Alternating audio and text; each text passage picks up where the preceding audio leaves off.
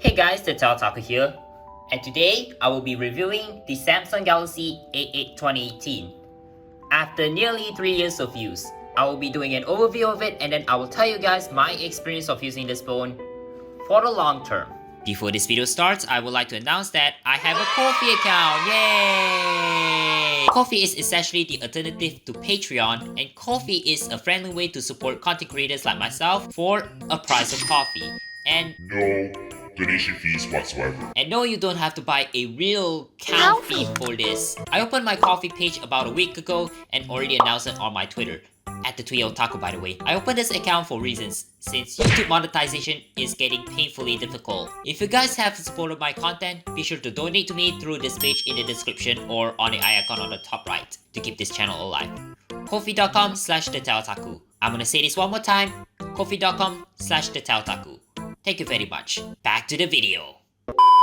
This phone is known to be one of the last Samsung Galaxy A series to have aluminum and glass sandwich design with IP68 water and dust resistant rating. Samsung started adding the IP rating feature since Galaxy A 2017 series, which is a flop in terms of cameras. However, this phone, along with the A8 Plus, addresses the issue of that. This one was basically a rebadged Galaxy A5, which is the SMA530, whatever letter that was, according to the region, while the A8 Plus 2018 was a rebadged Galaxy A7 SM-A730X, whatever letters at the end, according to the region. Again, as I said earlier. And then they move on to the plastic build on newer Galaxy A 2019 series of phones to keep the price competitive in the mid-range markets.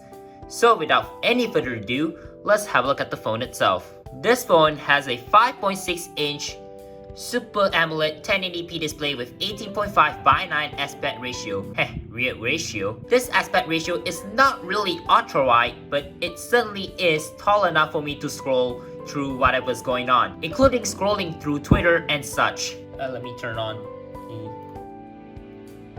lens so you guys can see it. Above the screen we get dual selfie cameras. One is 16 megapixel and the other was 8 megapixel. And we get an earpiece, some sensors, and hallelujah, notification LED, which is the first on the Galaxy A series. Love that. On the left side we get a volume rocker and a SIM1 slot. On top we get a SIM2, an SD card slot, and a secondary mic. On the right side we get a power button and a side mounted speaker, which is the feature I like if you watch in landscape mode or gaming without accidentally blocking the speakers. I really like that, but they stopped doing that now, sadly. On the bottom we get a USB-C port, a main microphone, and oh look, an old friend, a headphone jack. Wow. On the back we get a 16 megapixel camera with no OIS, which is a downgrade over my A5 2016, which is what I have been noticing, and an LED flash.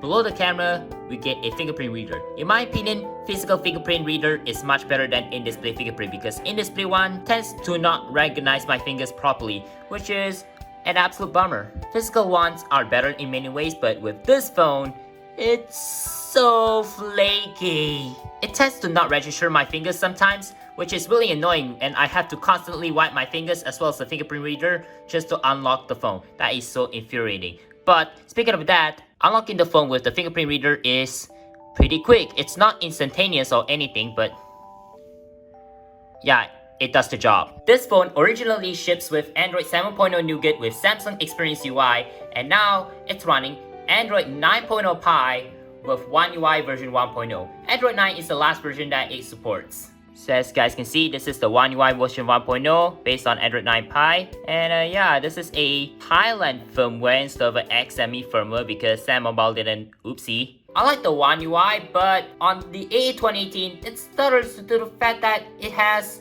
you guessed it, Exynos 7885 chip inside. It also has 4GB of RAM and 32GB of eMMC storage, which what makes the performance of it getting worse over time. But unfortunately, Samsung does not offer 64GB variant in Malaysia, so yeah, that really sucks. So yeah. The main strength about the A8 2018 is the audio quality and camera quality. It's much more superb than my Mi 9 Lite, I should say. But it tends to have issues when it comes to manual focus and stuff. That's another thing that is quite infuriating to me. Regardless, here's some shots taken from this phone, which I have shot a long time ago.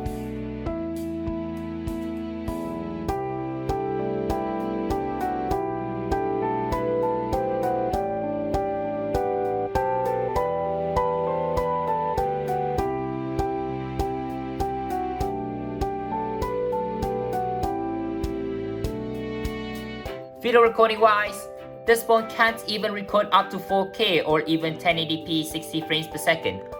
Only up to 1080p 30 FPS, which is a huge bummer considering this phone costs 1,800 ringgit, which is one of the most expensive purchase ever, but it's still capable of recording videos at an adequate quality. Not as good as what you see in this video, but it certainly is better than any other phones that I own, but still, it got shattered by competitive phones today. Oh yeah, I forgot to mention, this phone suffered from screen burning, which is mainly noticeable from where Discord interface was right there, and also even the where the on-screen buttons will go. But yeah, it's not noticeable on camera, but I can kind of notice it. I'm not gonna mention the battery life, but I had to do it anyway because yeah, you know that it's not great after 3 years of use. It has a 3000 mAh battery and it gets degraded over time. If you bought this phone in used condition, you might want to consider replacing the battery. And yeah, my battery health in the Accu battery was 84%. Ouch. Not really the worst battery health, but certainly really degraded. So that's something. Overall, the AA 2018 is a decent mid-ranger, but the pricing back then is hard to justify. However, the used AA 2018 nowadays costs at around under 1,000 ringgit, but I don't think it's worth buying, but still, it's worth for the price for whatever you're doing. Well, I think that concludes the AA 2018 after 3 years of use. I actually like this phone, but yeah, this phone's starting to slow down over time. Oh boy. And this phone is going out of support eventually next year or some kind, but I'm probably gonna get a new phone anyway to replace my AA 2018. But I already have a Xiaomi Mi 9 Lite as my AA 2018 replacement, but I ended up using two. Anyway, well, I think that concludes the AA 2018 review after 3 years of use. And by the way, this video was recorded using the iPhone 12 Pro. So let me know what you think of the video quality. I had to turn off HDR video for compatibility reasons. Anyway, do you think this AA 2018 is worth it in the used market? Let me know in the comments below. And thank you all for watching this video. Like, share, subscribe, and hit the bell icon so you don't miss out new content like this. Be sure to check out my Twitter at TheTechOtaku and consider donating on Ko-fi to keep this channel alive.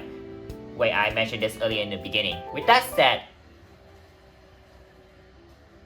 God, grass. Okay, I'm gonna end the video as quick as possible because there's someone cutting the grass at the outside. So yeah, with that said, I will talk to you all next time. Stay safe and mask up if you go outside. And sanitize yourself.